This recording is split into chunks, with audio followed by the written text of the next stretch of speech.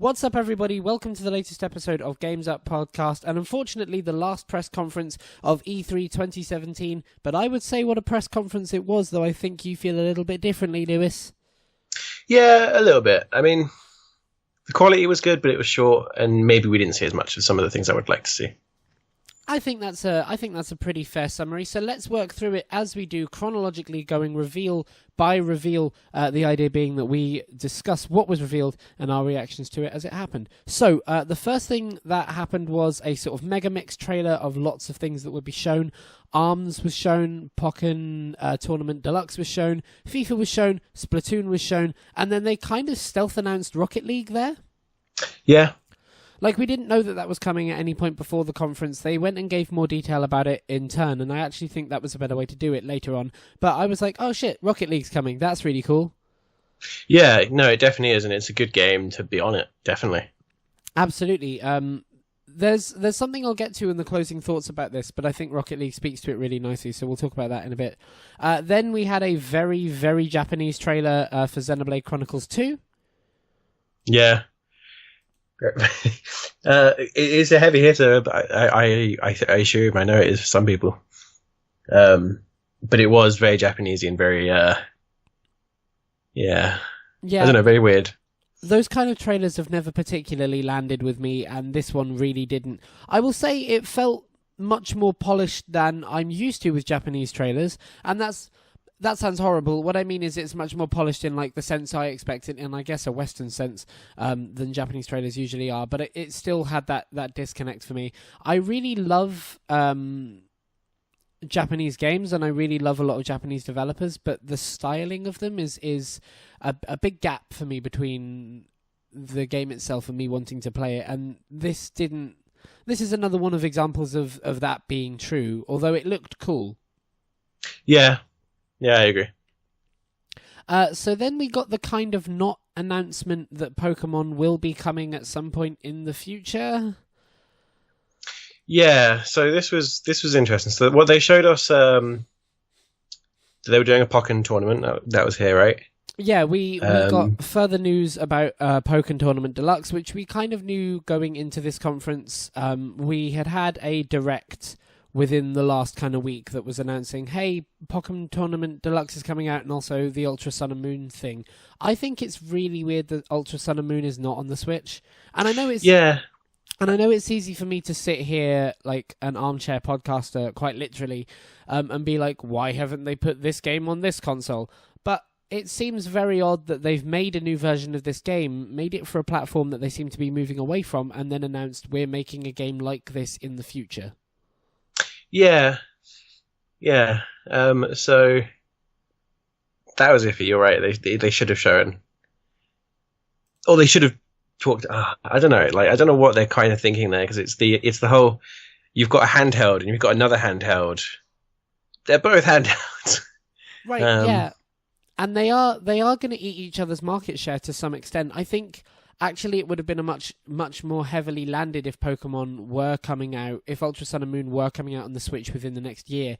That would make a lot more people be willing to move on from their 3DS to it. And maybe that's why they're not doing it, because they do want to continue to support the 3DS. But it's like, it seems like you've released an absolute knock it out of the park system. That might be the one you focus on, because the 3DS is really big in the handheld market, but the Switch is big in both markets.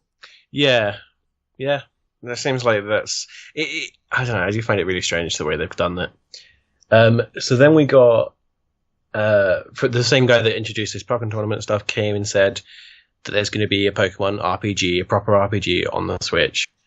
Yeah, that was what we were saying. The Pokemon team said that they and Game Freak are working on a full RPG. Still weird that it's not Sun, Moon, and Stars, but hey, they clearly know better than us. And then we got the heavy hitter, Metroid fucking Prime. So, it goes with the Pokemon that these were two announcements where it was just kind of, it's a thing, but nothing else. So the Metroid Prime, that's amazing, but then we've had, we knew there was a Zelda game coming out since the Wii U, and this could be that. This might be 5 years away. Yeah, you know? that's very, very true. And the announcement was literally a title. Like, we didn't even see... It was a title card. We didn't even see any kind of, like... We certainly didn't see gameplay. It wasn't a CG trailer. It wasn't even close to that. It wasn't even like the behind-the-scenes diary they did when they first revealed Zelda. I have a theory about this, but I will say I'm really glad that Nintendo were finally listening about that.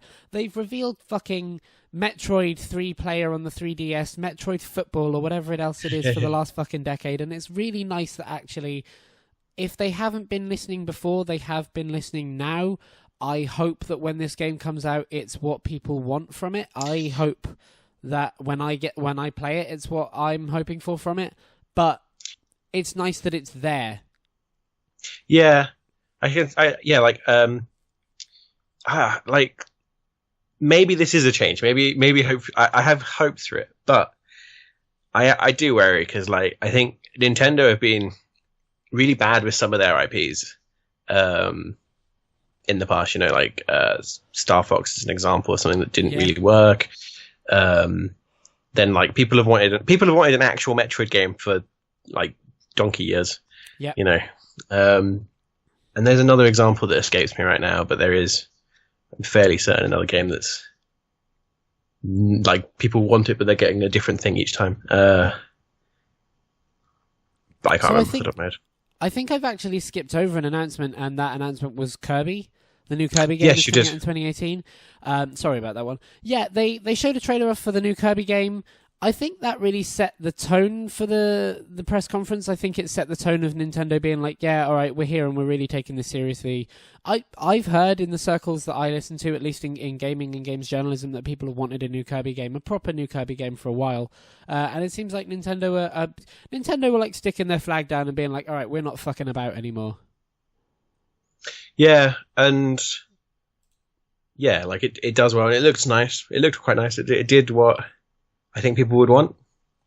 Yeah.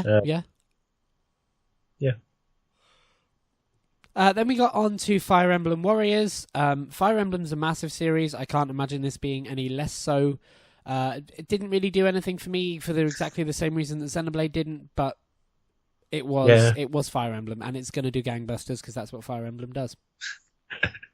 Yeah, they have like, Nintendo owns these games which just do well, and I think Fire Emblem is one of those ones. It'll do well. I mean, it's very clear that this is going towards this is much more skewed to the Eastern Japanese audience.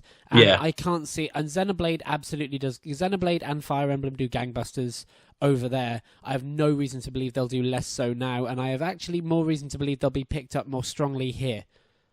Yeah, well, these are the games that they like. So, Fire Emblem's an example of one of the games that's barely even pushed over here normally. Yeah, absolutely. And Xenoblade probably is to some extent. There's quite a few. In fact, I mean, this E3 in a way has seen certain games announced that would never come out of Japan. Admittedly, Sony did it, but they didn't do it on their actual conference, but whatever. But yeah, so like there's it's nice to see them coming out of Japan, and maybe then they'll be picked up by more people, and we can actually start having a bit more of a unified games market. Yeah, perhaps. I think you might be seeing the future a bit there, but yeah, I see what you mean. Then we got the Zelda DLC. So the Zelda DLC was shown to be the first section, which was the Master Trials, which seems to have new modes like the Hero's Path mode and the Master mode, I think it was, and some visual stuff like new masks and armor. This was fine, but I don't really know what's in those modes. Like, maybe it makes more sense if you've played the game fully. I've played it for a little while, but it would have been nice to see what's actually involved with the gameplay. Like, is this just new game plus? Is it a new difficulty mode, or is there actually does it actually switch up the mechanics of the game? Yeah, and I think in my kind of the thing that I got from Zelda is there's I'm not going to review Zelda now, but like the bit that I most enjoyed about that game was exploration, and the stuff that I didn't like as much was actually maybe some of the more gameplay elements. Like there was a few bits in there that I didn't like. Maybe this addresses those, but still I think I would have preferred to kind of have more exploration, more of a extra area, I guess. Okay. Then we got a pretty weird announcement just in the way it was framed. The second expansion was detailed, and it's called the Champions Ballad. It showed off a trailer which kind of just showed close-ups of the other characters, so the champions of various places. But it didn't really detail anything about them. Like, the feeling I got from this trailer was that they're playable now, but I don't really think that's what it's hinting towards. So really, it was a minute and a half of just some close-ups and an accordion. Like, yeah, this was confusing. I don't really know what they announced. Then they announced amiibos, but I'm actually surprised we saw so few amiibos here. Like, those 4 champions were the only amiibos announced.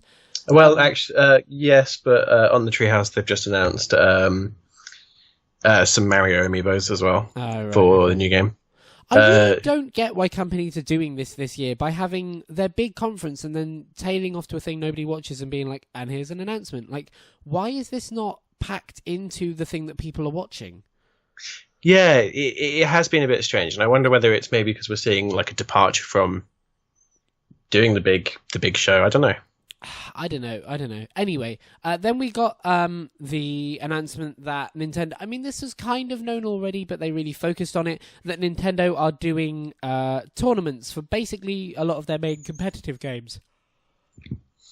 Yeah, so this is, something that they really tried to push when they announced the Switch, was the kind of esports angle. Yeah, absolutely. And so they announced that they were doing tournaments of Pokken, ARMS, and Splatoon. They're all invitational, and people on the show floor of E3 can take part in them, which is really cool. I think it's Nintendo trying to make a hit for the esports market. I don't think it's going to work, and the reason I don't think it's going to work is because I've played enough of Splatoon to know that it's good fun, but I wonder how much of a skill ceiling it has, and you tend to find that the esports game that hit the most are the ones that are accessible to pick up, but that you have to really spend time learning and working through as a team to beat. And Splatoon doesn't seem to have that kind of deeper team dynamic. It's just a very fun shooter. Yeah, I can see where you're coming from with that. Like, you're right. Like, the problem is it doesn't have maybe that depth that something like Overwatch has. Where Overwatch, like, you have that situation where if you don't have a healer on your team, that could be a problem. If you don't, like, there's deeper mechanics there to do with like teamwork, and I don't know whether these games have that, like Splatoon has it. I don't really know. I mean, maybe the teams that actually come up and win it will show a deeper way of playing the game. I think the one that has the most likely chance to hit is actually ARMS. I think ARMS probably does have a deeper kind of set of mechanics and skill ceilings. The way that it's like very focused one-on-one combat, I could definitely see that having the best chance of the lot, which is kind of a shame because I'd like to see Splatoon hit in an esports market. I think that's a really cool selling point for the Switch. Yeah. Yeah, totally. I mean, and maybe you're right, because I mean, ARMS. I don't know. Like, I'm still iffy on ARMS, to be honest with you. I'm not entirely sold on it. Fair enough. But I am quite alone in that view, I guess. So I'm sort of neither here nor there on it. I think the game looks fine, and I can understand why people would be willing to play it. It's not. I think maybe, and I've said this for a couple of times, and maybe this is a problem with me. If it were titled Punch-Out, I think I'd be more willing to pick it up because of the weight of that franchise. But there's probably a reason they haven't titled it that way. So I think it's just me being a cynic. Then we got a really nicely paced announcement, which was the Rabbids game, and the announcement was just that it's out this year. It was a very short trailer, a very short talk from Yves Guillemot, and it was just, it's coming out this year, which it was really nicely hit. I've got to say, it was just, here's the gameplay, you know why you want it or you don't, it's out in August. Yeah, short and sweet. And like, I think, considering that they did have to pack the time in, or consider they did it in 30 minutes, it was good that they made sure they didn't spend too long on some things. Yeah, definitely. Also, I'm kind of in two minds. Like, firstly, Nintendo are hitting their exclusives hard. Like, Splatoon still to come, ARMS still to come, and then Mario Odyssey, we'll get to that in a second, and Rabbids Cross Kingdom. Like, they're hitting these exclusives hard. Just kind of a shame that 2 out of 4 of them are Mario. Yeah. But so that feeds into my kind of conspiracy theory bit at the end, which we'll get into. The next kind of focus / semi-announcement was Rocket League. The big thing I got from Rocket League was cross-network play. That's really cool. Yeah. That's very cool. And I think, actually, it's a really good way to buoy the console up. We've heard sort of all over the place that the thing that might be holding cross-network play back is Sony. Like, Xbox have come out and said that they're willing to do it, and by all accounts, they're making the pushes to do so. Nintendo clearly are on board. The PC, as far as we know, is on board, so the only thing that according to rumours anyway, is holding it back is Sony. This could be a really strong thing if Nintendo and the Xbox crossplay on this and other stuff. Sony might have to up their game on welcoming that. Yeah, I think like the reason they haven't obviously is because they feel like they haven't needed to. But you're right, if it became like a big thing where, Microsoft and Nintendo started being really close on this, then it could be quite bad for Sony. Yeah, absolutely. Then we got a really in-depth look at Mario Odyssey, which I have to say looks awesome. It looks really cool. So. It does look really cool. There's cool powers. There's cool, like they introduced that you can like throw your hat at something and like take the form of the thing that you threw it at. Yeah. Or you kind of mind control it or whatever. And like it looked like there's great variety in that because there's loads of enemies and there's loads of different like powers and things that you can do by doing it. Mm-hmm. I was more sold on this game until I watched a little bit of the Treehouse where they played it. Oh, really? So it looks like it's not really Super Mario Galaxy, Super Mario Sunshine. It looks like it's more like you go into one big level that has all the collectibles in it, from what I've just seen. So, and I'm a little bit less sold for that. I kind of got the feeling that there are little hub worlds with sort of side questy bits as offshoots of them. Yeah. And to be honest, like I'm pretty down for this game. I'm pretty excited for it. I was kind of half sold when they announced it. Like a 3D Mario game is always a thing to be considered and to be excited about. But having watched this trailer and having watched the gameplay afterwards, and actually like this looks like a full, pretty new, pretty interesting 3D platformer. And I feel like it's kind of not Mario enough that I'm willing to give it a go. I'm so bored of Mario at this point. Like there's 1 or 2 every year, and they don't do anything, in my opinion, that makes me want to skip one but play the next. This looks like it's diverse enough. Looks like it's varied enough and different enough that actually I'm pretty in here. Okay. So I guess we kind of come from different things because I'm really into the 3D platforming. They showed off a cool feature as well where you kind of like in Link to the Past, you go into a wall and it goes 2D.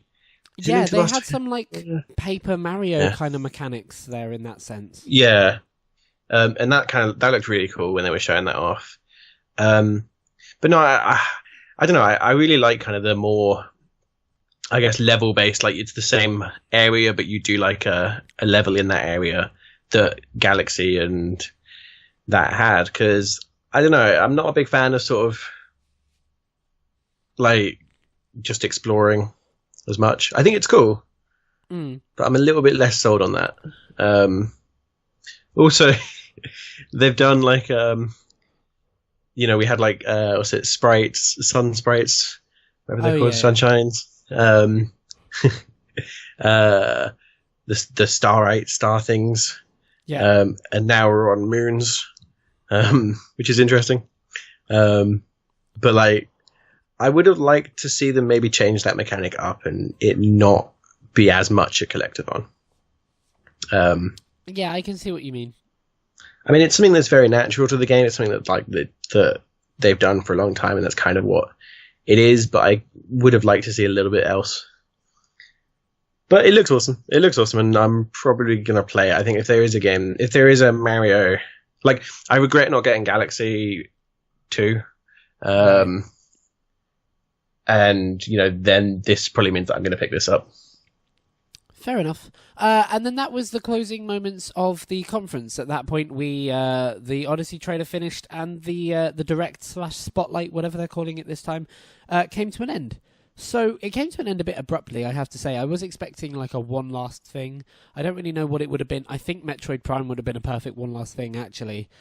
Yeah. That would have been much better at the end of this conference. But then it came to an end. I have some thoughts about what I think happened with Nintendo because of this. So in every one of the trailers leading up to announcements of the games, the focus was very clearly young adults, right? Like it was our generation. Yeah. It was people who like drive cars and hang out in warehouses, apparently, and they hide backstage at gigs. Like it was the arty crowd, the young adult arty crowd, but none of the games really seemed to focus on them. Yeah. I wonder if what's happened is Nintendo came out and said, let's make a console for them, but let's make the games that we know sell. So, like, we know that Yoshi's 3D Kingdom sells. We know that Amiibo sell. We know that Xenoblade sells. We know that Mario sells. And then actually that generation picked up the Switch and bought it, and Nintendo are now like, well, shit, they've been asking for Metroid for a while. They've been asking for stuff like Rocket League for a while. We probably actually have to start giving it to them now. Yeah. So I think next year is probably going to be a far better E3 for Nintendo, because I feel like this was them kind of just readjusting the boat a little bit, and next year they'll be sailing strong, because this was a strong E3. Yeah, no, I will give you that. I think, but I kind of see where you're coming from. This, like, I think if I was to describe the whole of E3 this year, it would probably be along the lines of safe. Not too much out there. No one's kind of really announcing big things that we hadn't seen too much. And I think what we're going to see, hopefully, like if the Switch keeps doing well, keeps doing what it's doing, I still think we need to see more third party. And I think like if we do, it'll be next year, That's true. I was worried about the lack of third-party stuff here. All we really got from them was Ubisoft and Skyrim. Yeah, okay, fair point. Ubisoft, Bethesda, and Rocket League. But like, I would have liked maybe one or two more third parties that we didn't know were coming. I guess the question is like, people will now be really having to question what can actually work and not work on the Switch, and that maybe it's doing or it's undoing depending on how well Nintendo support it. Yeah, and I'd like to see a third party come on it that's like, more modern. I know obviously there's limitations, but I mean like, I don't like it when like, maybe it's just Skyrim. I just don't like it when it's Skyrim. No, but I get what you mean. Like, I could have totally seen South Park working on the Switch. I could have totally seen maybe Steep working on the Switch, something else from Ubisoft. There's a couple of games announced this year that I could sort of shake a stick at and go, I imagine you would work. And it's kind of a shame that we haven't heard about that style of game coming to the Switch yet, especially from the third party, and especially with the way that the Switch is selling, because it is selling like hotcakes. I came into this conference looking for a reason to buy a Switch, right? I wanted to leave this podcast and go out and buy one from Game. And I think this has told me that I will eventually. I'm probably not in it yet. I'm more excited for when that Pokemon RPG is announced. I'm more excited for when Metroid shows its real colours and whatever comes with those games. Kirby's great, Mario's great, but those games aren't going anywhere, and I'll still be able to play them in a year if I pick up a Switch in that time. Yeah. Yeah, I think that I'm still in the same place. I'm still in the kind of wait and see for the Switch. Because it is still kind of at this point a Zelda machine. I'd like to see some more things on it. Worryingly, at the moment, they're showing 3DS games on the Treehouse. In fairness, no, they showed like a Metroid game that's kind of like classic Metroid games. So that's cool. Oh, really? Cool. So, ladies and gentlemen, that was E3 2017, and we know it's done and it's sad, but don't worry, because we post a Games Up podcast every Monday at 6:30 p.m, and so whilst E3 may be gone, we sure as hell aren't. You can follow us on Facebook and Twitter. We're at Games Upcast on both, where we share gaming news and talk about it all the time. And then you can also subscribe to this show if you are on YouTube or iTunes, so that you never miss an episode when we put them out, because we'd love to have you along for the ride. Thank you very much for joining us. It's been an absolute pleasure, just as fun as ever, despite it being a 6 out of 10. It's always good fun because it's E3. And we will see you next week for actually a bit of a surprise. We're putting our 2016 Game of the Year episode out next week, and we'll explain why at the start of the episode. So we really hope that you join us for that. We recorded it really quickly and live last night, and it's a very good episode, I would say. Thank you very much for joining us. See you next week for Game of the Year 2016. But until then, E3 is up.